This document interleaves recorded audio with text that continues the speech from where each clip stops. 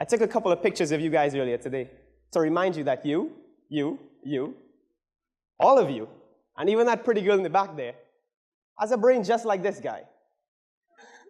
He's one ugly housekeeper, but he keeps us upright and breathing. And this part of the brain is where our raw animal lives. Fear and fearlessness. It's what scientific researchers call the 4 Fs. Fight, flight, feeding, and making babies.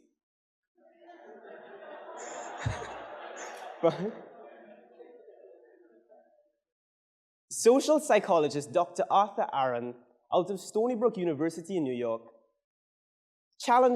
put this theory to the test. He set up an experiment with 2 groups of men to walk across a bridge, elevated 230 feet in the air, 450 feet long. One bridge stable, the other bridge very shaky.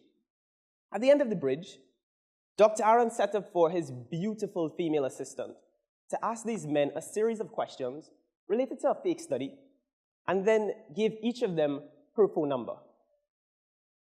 So what do you think were the results of the study? Did these men muster up the courage to call Dr. Aaron's beautiful female assistant? Well, let's take a look. Of the 33 men that crossed the unstable bridge, 2 called. Of the 33 men that crossed the stable bridge, my bad, 2 called.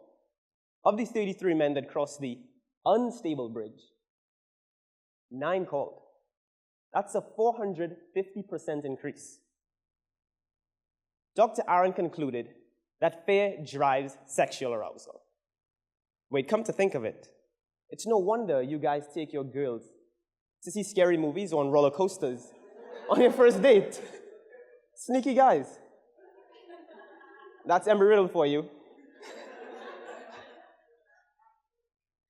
So if fear can drive sexual arousal, what else can it do?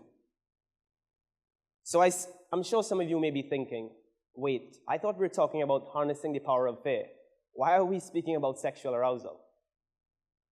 The thing is, we've been trained for so long to think of fear in one way, a very negative way, a way that we have an inherent weakness that we've been born with. But what if our greatest fears was a tool that could unlock some of our most creative, productive, and innovative ideas? I remember one of my greatest fears as a child, but I may need someone from the audience to come up here and help me. Anyone care to take a try? Maybe I can help. How's it going, man? Good to see you. I'm Nicholas, and I am the younger, but better looking half of Kyle. I can tell you guys many stories about Kyle being scared as a kid. You see, as his troublesome younger brother, I took great pride in trying to purposefully find ways of getting under his skin. I'll be more than happy to share some of them with you. Kyle, like a lot of children, was terrified of the dark. Kids just have this fear that where there's darkness, there may be something big and gruesome lurking in the shadows just waiting to attack. I distinctly remember the way his entire body would begin to transform when the light went out. This young kid would begin to sprint, eyes wide open, unblinking, running for his life through the house, usually to find a comfortable place near a window or in our bedroom, where he tried to find a light stretched through memory to restore his will. Till this day, Kyle still can't go out at night. I think he's freaking out about this room right now as we speak. Okay, recently he summoned the courage to venture out at night. What's interesting though is I remember there'd be times when Kyle would begin to sprint and I would chase after him. And I would always trip and fall in the hallway or on the stairs. I remember though that Kyle never once tripped. Now we've all experienced this type of fear many times. And we felt something happening to our bodies as we reacted to the situation. But have you ever been able to stop and think about fear in a different way? In a way that it could be beneficial and even enabling to our creativity? What if fear, instead of only being looked at as one of our greatest foes, has always instead secretly been one of our most reliable and trustworthy friends? A friend that has always been there when we needed it. So what actually happens to our body when we're afraid? Taking a scientific look at fear, one of the first and most important things we realize is that fear is autonomic. This is basically a fancy term that means it happens automatically or subconsciously without our approval. But this is very crucial because if this means that fear is indeed innate, that it's a built-in mechanism that we're all born with, then why is it that all I've been taught, all we've usually been taught is that we need to learn how to defeat it and how to fight it? How can we ever fight something that happens outside of our own control, right? Seems like the odds are stacked against us. Taking a further look at fear and the impact that it can have on our actual body, what we uncovered was that a sudden flood of hormones like epinephrine can begin to cause considerable changes in our body. And these changes can immediately boost our physical capabilities. But thinking about it, it isn't that strange. I mean, the supernatural stories about what fear can do and how it can almost enhance our physical capabilities, they've been well documented. I mean, just ask my third grade bully. He'll tell you what can happen to someone when they become afraid, right?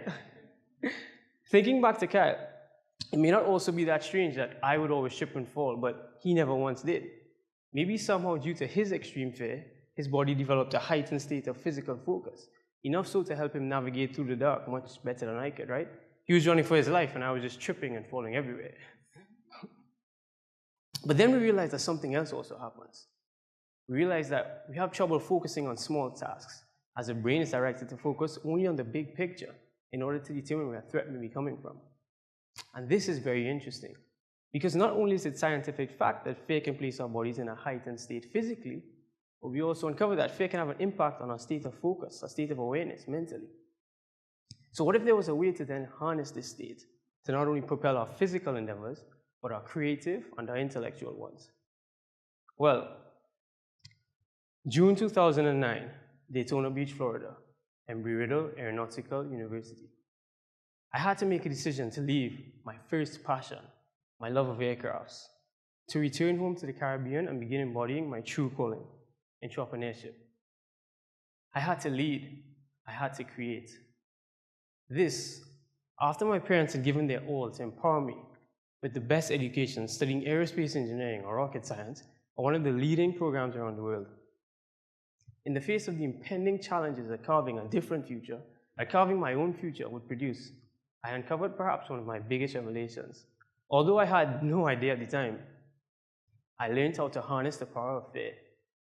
Somehow, the fear that my entire future that I had planned since the age of 6 was completely changing before my eyes. Somehow this amplified my desire to create. Somehow, the fear of never being able to repay the sacrifices that my father and my mother had made in building my own platform, somehow this drove me further and completely sharpened my focus.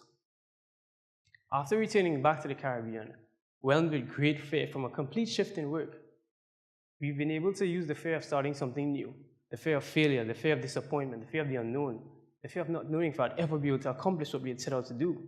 We're able to use all of these fears and channel them into starting an energy efficiency company. Today I stand light years from the end of my journey, but working together with my best friends and brother, we've been successfully able to reduce the electricity bills of near 1 million square feet of building space, implementing projects in just 2 years across 5 different countries in the Caribbean. Now,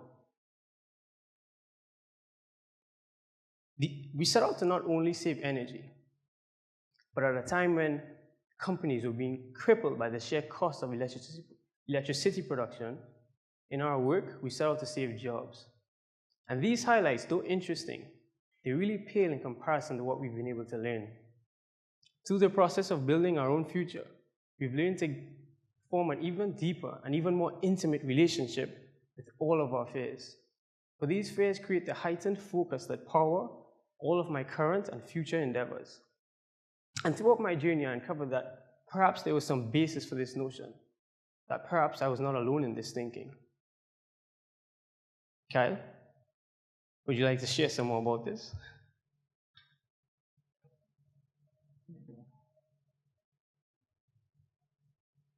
Do you guys know who this is?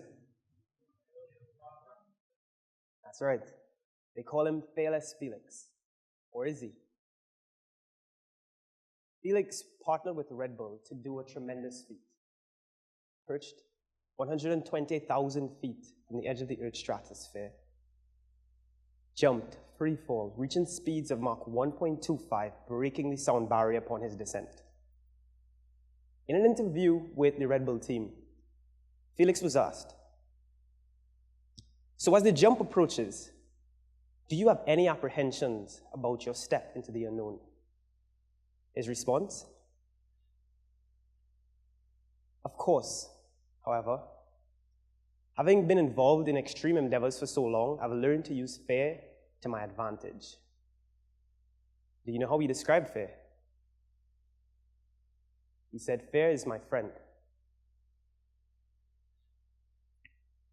So Felix has learned to harness an emotion that we all feel into something very amazing, very powerful.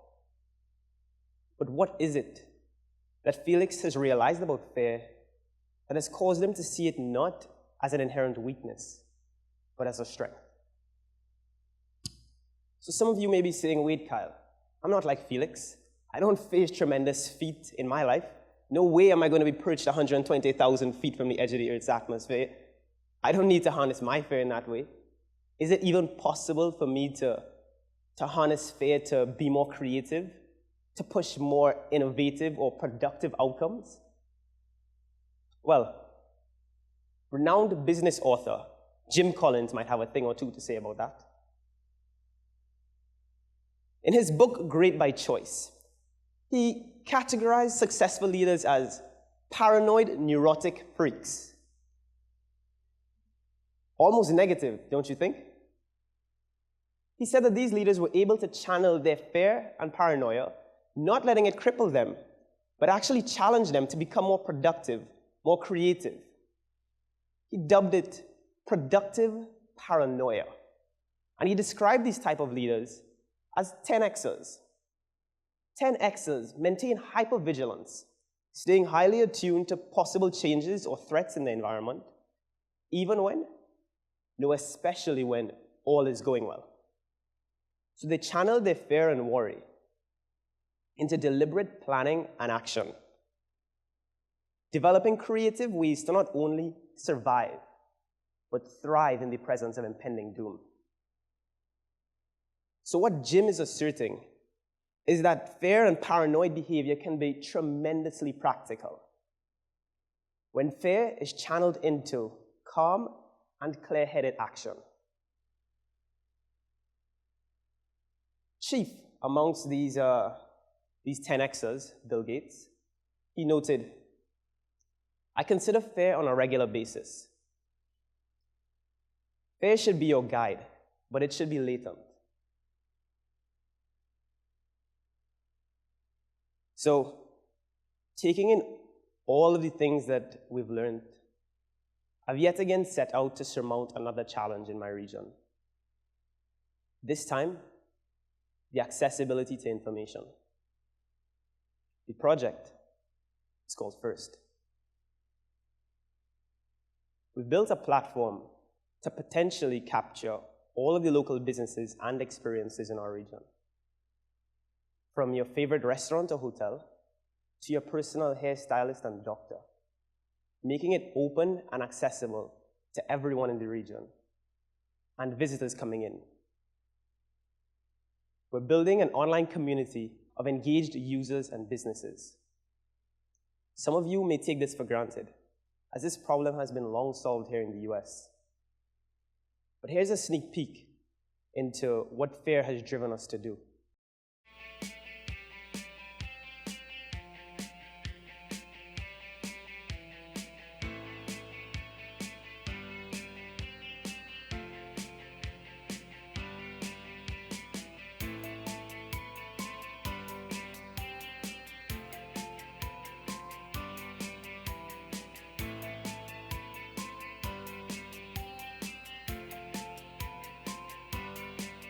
A website and mobile app like this hasn't been done in our region yet.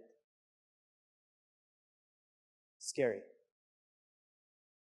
So we introduced the platform just about 3 months ago in Trinidad, and we've driven near 30,000 user signups. Am I afraid? Hell yes. But am I more prepared? Am I more aware? Am I more focused? Because that's what fear does. So when fear comes your way, take it as a signal that your body is becoming better prepared to not only endure and battle, but to think, create, and innovate. Come to think of it, Nicholas has always had a really good way of putting it that I think would resonate well with you guys. So, who here today loves aviation? And I better see a ton of hands because I know that we all do. So as I'm sure everyone in this room knows all too well, a flight stall is an incident that occurs when the critical angle of attack is exceeded. That is, there's too little airflow over the wing to result in sustained lift. Fear then can be like the wind, that invisible force. We need just enough of it at a certain angle to keep us afloat, to keep us focused. Without it, we can stall and things can spin out of control. Enough fear, however, at the right time, at the right angle, is actually fundamental to our natural ability to thrive and soar. Just like a flight stall, it doesn't mean that the engines have stopped working or that the aircraft has stopped moving. Our bodies are still able to function. We're the ones that are in control of our bodies. And we can use fear, just as we use the wind, to soar into the future. Thank you.